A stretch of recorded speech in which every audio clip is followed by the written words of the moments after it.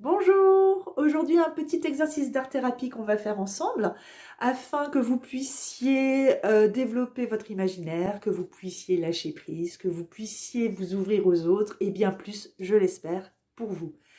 Je vais vous proposer 5 étapes pour cet exercice. La toute première, elle est simple. Préparez un petit endroit où vous serez tranquille pendant au moins 1 heure. C'est un moment pour vous. Profitez-en, ça n'est que pour vous. D'accord? Donc, pas de téléphone si possible. Personne qui vienne vous déranger. Préparez aussi votre matériel de création afin que vous ne deviez pas vous lever ou vous dire oh mince j'ai oublié. Enfin voilà, le but c'est vraiment pendant 1 heure vous soyez concentré sur votre exercice pour que des choses se passent. La deuxième étape, je vais vous demander de trouver la photo d'une personne que vous ne connaissez pas dans un magazine, sur internet, où vous voulez. Et c'est une personne qui, pour quelque raison, va accrocher votre regard aujourd'hui, dans l'état où vous êtes, dans l'état d'esprit où vous êtes. Voilà, ça va accrocher votre esprit pour quelque raison que ce soit.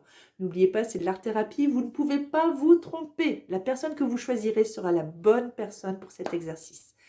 Si vous n'avez pas d'idée de où aller trouver cette personne, sachez que sur notre site Facebook Immerfusion, on a posté 5 pages de photos de personnes, vraiment différentes, très hétéroclites, et vous trouverez certainement quelqu'un qui accrochera votre regard. Donc vous avez le lien pour Immerfusion sous la vidéo, et voilà, j'espère que vous trouverez au moins une personne qui accrochera votre regard. Je vais vous demander de ne pas continuer à regarder la vidéo jusqu'à ce que vous ayez, excusez-moi, la photo de cette personne. Sinon, ça gâcherait un peu l'exercice. Donc, pour l'instant, allez chercher une personne qui, pour quelque raison, aujourd'hui, elle vous parle, voilà, elle accroche votre regard. Et puis, revenez me trouver. Moi, je vous attends. Pas de problème, je suis là. Alors, apparemment, vous avez trouvé la personne avec laquelle vous allez travailler. Sachez qu'avec cette personne, vous la regardez bien. Et je vais vous demander que sur un papier, sur une feuille, vous me disiez, vous écriviez quelle est sa vie, ce qu'elle pense, qui est sa famille, comment elle se comporte, qui sont ses amis, qu'est-ce qu'elle aime pas, quels sont ses rêves, quels sont ses projets, quel est son idéal de vie, son idéal peut-être de compagnon, pourquoi pas, ou de compagne si c'est un homme. Et quand vous aurez écrit tout ce que vous savez sur cette personne, quand vous connaîtrez bien son histoire, quel est son nom? Elle s'appelle comment cette personne? Ça, c'est notre troisième étape.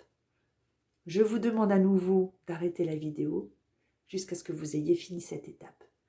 Quand vous avez fini cette étape, remettez-la en route, comme d'hab. Je vous attends.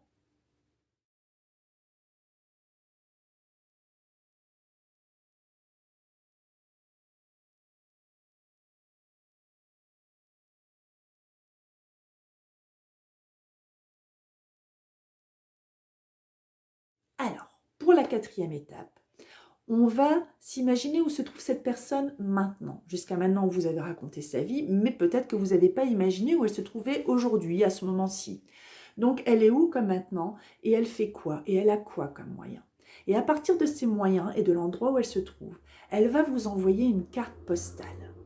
Une carte postale sur laquelle elle va vous mettre un petit message.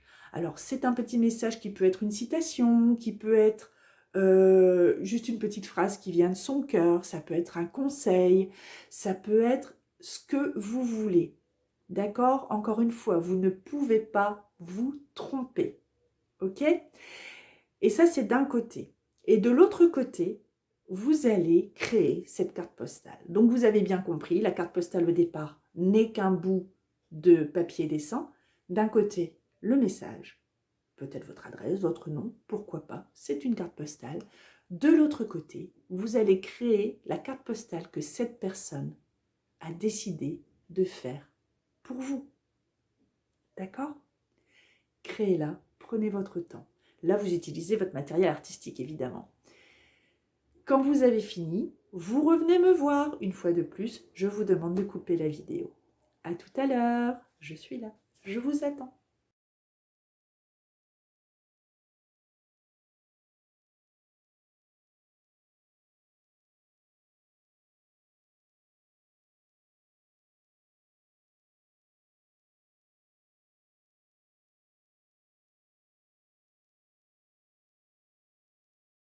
5e étape, prenez une enveloppe, un timbre, collez le timbre, mettez-y votre carte postale à l'intérieur, fermez-la, l'enveloppe, mettez-y votre nom, votre adresse et envoyez-vous cette carte postale.